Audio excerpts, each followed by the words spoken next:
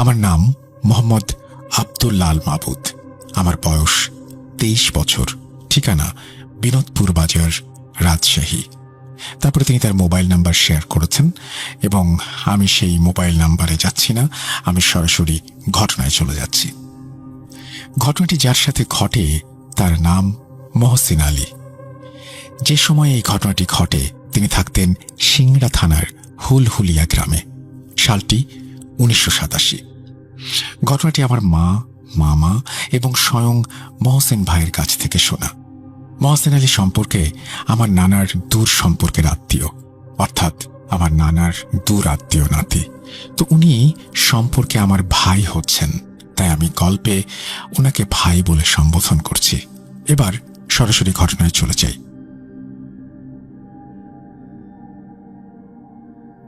চলনবিল এলাকার লোক হওয়ায় মহসিন ভাইয়ের ছিল প্রচুর মাছ ধরার নেশা। তার বয়স তখন আনুমানিক 16-17 বছর। সঠিক বয়স তার নিজেরও মনে নেই। দিন নেই, রাত নেই, তিনি যখন তখন মাছ ধরতেন। সালটি 1987। বর্ষা প্রায় শেষ। হুলহুলিয়া গ্রামের বন্যার পানি অনেকটাই কমে গেছে, তারপরেও কিছু অংশ জলার মতো হয়ে রয়েছে। এই জলার মতো জায়গায় বিলের পানিতে ভেসে আসা মাছগুলো আটকে যায়। এরকমই একটা জলার খোঁজ পান মহসিন ভাই। সেই জলায় নাকি অনেক মাছ আছে। ব্যাস, তিনি শোনার সাথে সাথে ঠিক করে ফেলেন অন্য কেউ সকালে গিয়ে মাছগুলো ধরে ফেলার আগেই তিনি রাতের মধ্যেই সব মাছ ধরে ফেলবেন। তিনি ঠিক মধ্যরাতে বেছে নেন মাছ ধরার সময় হিসেবে। আনুমানিক রাত 2টা থেকে 3টার দিকে একটি হ্যারিকেন এবং খোলই, এটা আঞ্চলিক ভাষা, বলতে পারেন মাছ রাখার ঝুড়ি বা বাস্কেট, সেটি হাতে নিয়ে মাছ ধরার উদ্দেশ্যে হাঁটা দেন। চারিদিক শুনশান, কাদাময় রাস্তা, আকাশে পূর্ণ পূর্ণিমার চাঁদ, চারিদিকে ঝিঝি পোকার ডাক। সেই শুনশান কাদাময় রাস্তার নীরবতা ভেঙে ছপ ছপ আওয়াজ তুলে মুখে গুনগুন করে গান গাইতে গাইতে এগিয়ে চলেছেন মহসিন ভাই। দিনের বেলায় চুপ করে গিয়ে জায়গাটার একটি অংশে 2 ধারে কাঁদা দিয়ে লেপে বান্ধাল বা কাদার তৈরি বাঁধ বানিয়ে রেখে আসেন। এখন গিয়ে শুধু পানি ছেঁকে মাছ ধরা, এসব কিছুই তার মাথায় ভর করেছিল। এমন সময় হঠাৎ তিনি চমকে ওঠেন। তার কিছু দূর সামনে দিয়েই আরেকজনকে যেন হেঁটে যাচ্ছে। মহসিন ভাই ভাবতে লাগলেন, তার সামনে যে লোকটি হাঁটছে সে হয়তো দিনের বেলা তাকে বান্ধাল দিতে দেখে ফেলেছে, আর সে এখন মাছ চুরি করতে বের হয়েছে। তিনি ভাবেন লোকটির পিছু নেবেন। পিছু করতে করতে কিছু দূর আসার পর মহসিন ভাই পায়ে কাঁদা লেগে পিছলে পড়ে যান। তিনি কোনো মতে নিজেকে সামলে নিয়ে সামনে তাকাতেই দেখেন এতক্ষণ যে ব্যক্তিটির পিছু নিচ্ছিলেন সেই ব্যক্তিটি উধাও। সে যেন এক মুহূর্তের মধ্যে হাওয়ায় মিলিয়ে গেল। রাস্তার বাম পাশ ধরে বয়ে চলেছে বিখ্যাত চলন বিল, আর ডান পাশে অর্ধডোবা ধানি জমি। তার হুঁশ ফিরে আসে। এ তো সে ভুল রাস্তায় এসে পড়েছে। তার গন্তব্য সে অনেক পেছনে ফেলে রেখে এসেছে। তিনি উল্টো ঘুরে হাঁটা দেন। 5 মিনিটের মতো সময় লাগে তার ওই জলা জায়গাটায় পৌঁছাতে। তার মাথায় তখন মাছ ধরার চিন্তা। লোকটার কথা তিনি ভুলেই গেছেন। জলাটায় হাঁটুর একটু নিচ পর্যন্ত পানি। মহসিন ভাই পানি ছেঁকা শুরু করলেন। ছেঁকতে ছেঁকতে একসময় পানি কমে আসে। তিনি হাত দিয়ে মাছ ধরে খোলয়ে রাখছিলেন। হঠাৎ করেই জায়গাটায় আবার নতুন করে পানি ঢুকে হাঁটু পর্যন্ত উঠে যায়। তিনি হ্যারিকেনের আলোয় দেখলেন কিছু একটা তার বান্ধাল ভেঙে দিয়েছে। তিনি আবার কাদা দিয়ে বান্ধাল তৈরি করে পানি ছেঁকা শুরু করলেন। কিছুক্ষণ পর আবারও বান্ধাল ভেঙে পানি ঢুকে পড়ল। আবার তিনি বাঁধ ঠিক করলেন। কিছু একটা বারবার তার এই বান্ধাল ভেঙে দিচ্ছে। এইভাবে কিছুক্ষণ চলার পর তিনি ভাবলেন, না, এইভাবে মাছ ধরা যাবে না, কাল অন্য ব্যবস্থা নিতে হবে। এই ভেবে তিনি সেখান থেকে রাস্তায় উঠে আসেন এবং সামান্য কিছু মাছ ধরেছেন যা তা খোলয়ে ভরে নিয়ে বাড়ির উদ্দেশ্যে হাঁটতে থাকেন। কিছু দূর আসার পর তার হাতে থাকা হ্যারিকেনটি হঠাৎ নিভে যায়।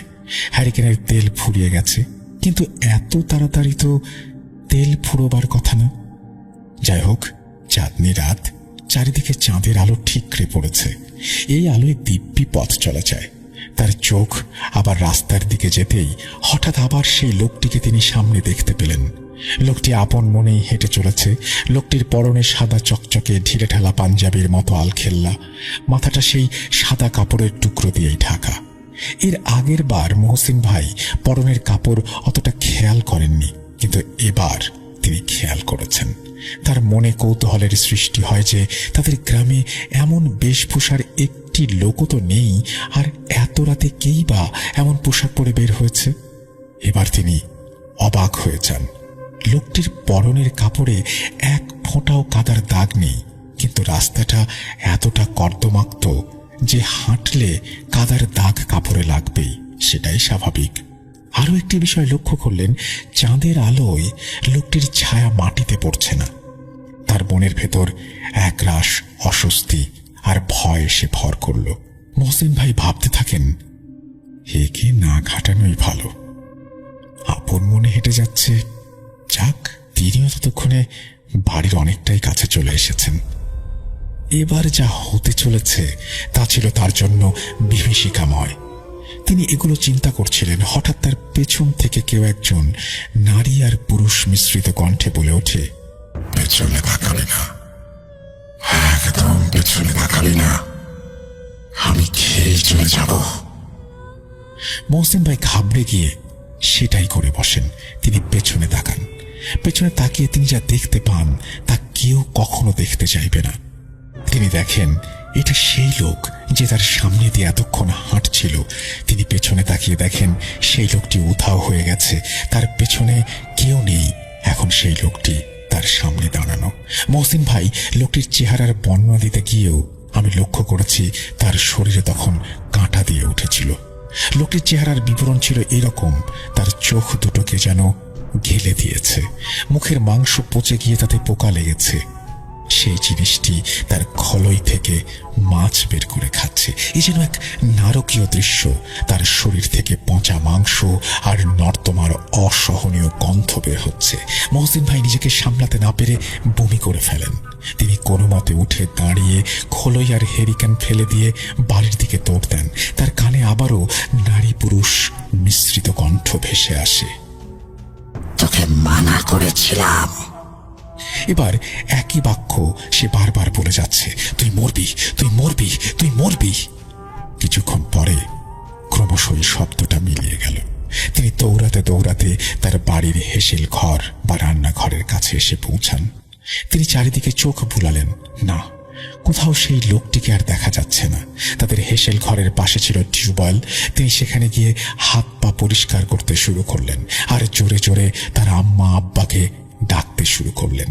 তারা বেরিয়ে আসলে হয়তো ভয় কমবে, কিন্তু কারো কোনো সারা শব্দ নেই।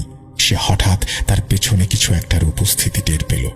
হঠাৎ করে আবারও সেই কণ্ঠস্বর, তুই মরবি। মহসিন ভাই এবার পেছনে না তাকিয়ে এক দৌড়ে হেসেল ঘরে গিয়ে একটি মাটির ঢোকসা, এটা আঞ্চলিক শব্দ, মাটির গোল পাত্র, সেটি নিয়ে টিউবওয়েলের দিকে ছুঁড়ে মারেন। এর পরের অংশটুকু তিনি তার আব্বা আম্মার কাছে শোনেন। তাদের বর্ণনা অনুযায়ী তার আব্বা আম্মা ফজরের ওয়াক্তে নামাজ পড়তে উঠে অজু করতে গিয়ে টিউবওয়েলের কাছে আসতেই দেখেন তার ছেলে অর্থাৎ মহসিন ভাই হেসেল ঘরের ভেতরে অজ্ঞান হয়ে পড়ে আছেন। পরের দিন সকালে তার জ্ঞান ফিরে আসে পাগল অবস্থায়। ঘটনার 6 মাস পেরিয়ে গেলেও মহসিন ভাইয়ের পাগলামির সমস্যাটা যেন দিন দিন বেড়েই চলছিল। অনেক ডাক্তার, কবিরাজ সবাইকে দেখানো হয়েছে, কোনোভাবেই কিছু কাজ করছিল না। তারপর তাকে নিয়ে যাওয়া হয় এক তান্ত্রিক কবিরাজের কাছে। সঙ্গত কারণে আমি তার নাম ঠিকানা কিছুই উল্লেখ করতে পারছি না, কিন্তু নাম বললে সিংড়া থানার বয়স্করা অনেকেই চিনবেন। তো সেই কবিরাজ মহসিন ভাইকে প্রথমে দেখেই বলেন, তোদের ছেলে অনেক বড় ভুল করেছে, ওর পেছনে ঘুরে তাকানোটা ঠিক হয়নি। মহসিন ভাইয়ের আব্বা আম্মা এসবের কিছুই বুঝতে পারেন না। কবিরাজ বলেন, 11 দিন পরে আবারও পূর্ণিমার রাত, সেই রাতে তোর ছেলেকে নিয়ে আমার আসনে বসবো। ততদিনে এই তাবিজ ওকে বেঁধে রাখতে বলবি, আর ও যেন এই তাবিজ এই কয়েকটা দিন এক মুহূর্তের জন্য না খোলে, আর আমি গিয়ে তোদের বাড়ি বন্ধ করে দিয়ে আসবো। 11 দিন পর আসছে পূর্ণিমার রাত। এরই মাঝে বেশ কিছু ঘটনা ঘটে গিয়েছে। অন্য কোনো দিন সেগুলো আলাদাভাবে পাঠাবো ইনশাআল্লাহ। সন্ধ্যা পেরিয়ে রাত হয়েছে। কবিরাজ একটি অন্ধকার ঘরে বসে চক্র এঁকে মাঝখানে একটি মোম জ্বালিয়ে চক্রের ভেতরে বসেন। অর্থাৎ তিনি চক্রের ভেতরে বসেন আর মহসিন ভাইকে বাইরে বসান। শুরু হয় কবিরাজের মন্ত্র পড়া। হঠাৎই বাইরে প্রচন্ড ঝড় ওঠে। মনে হয় মাটির ঘরটি ধুলোয় লুটিয়ে পড়বে। আবার মুহূর্তের মধ্যে বাইরে সবকিছু নিস্তব্ধ। মহসিন ভাইয়ের আব্বা আম্মা বাইরে দাঁড়িয়ে তার জানালার একটা ছিদ্র দিয়ে সবটা দেখছিলেন। তারা দেখেন মহসিন ভাইয়ের মুখ দিয়ে লালা ঝরছে, আর সেই চক্রের ভেতরে ঢোকার আপ্রাণ চেষ্টা করছেন তিনি। এবার কবিরাজ তার ঝোলা থেকে একটি কাঁচি, বাঁশের পুরনো শান্তি অর্থাৎ চিকন লাঠি আর একটি ছোট শিশিতে রাখা এক প্রকার কালো তেল জাতীয় পদার্থ বের করেন। কবিরাজ সেই তেল জাতীয় পদার্থ শান্তিতে মাখাতে মাখাতে বলেন, বল তুই কেন এর পিছু নিয়েছিস? এবার জিনটা নীরবতা ভেঙে রাগান্বিত স্বরে বলে, তুই মরবি। এবং সে বারবার একই কথা বলতে থাকে। কবিরাজ এবার মহসিন ভাইকে শান্তি দিয়ে সজোরে আঘাত করেন। জিনটি চিৎকার করে বলে, লাভ হবে না, কোনো লাভ হবে না, আমি ওকে না মেরে যাব না। এবার কবিরাজ মন্ত্র পড়া শুরু করেন। মনে হচ্ছে ঘরের ভেতরে ঝড় উঠেছে। এক মুহূর্তের জন্য মনে হলো ঘরটি উড়ে যাবে। কবিরাজ আবারও আঘাত করেন এবং বলেন, ছেড়ে দে, এই শরীর ছেড়ে দে, কেন এসেছিস? জিনটি বলে, একদিন দিনের বেলা ও আমার যাতায়াতের পথে বাধা সৃষ্টি করে, এই জন্যই আমি ওকে মারবো, মেরেই ফেলবো। তুইও বাঁচবি না, তোকেও মরতে হবে। কবিরাজ ধমকের সুরে বলেন, চুপ, ও একটা মানুষ, ও বোঝে নাই তোর চলার পথ ওটা।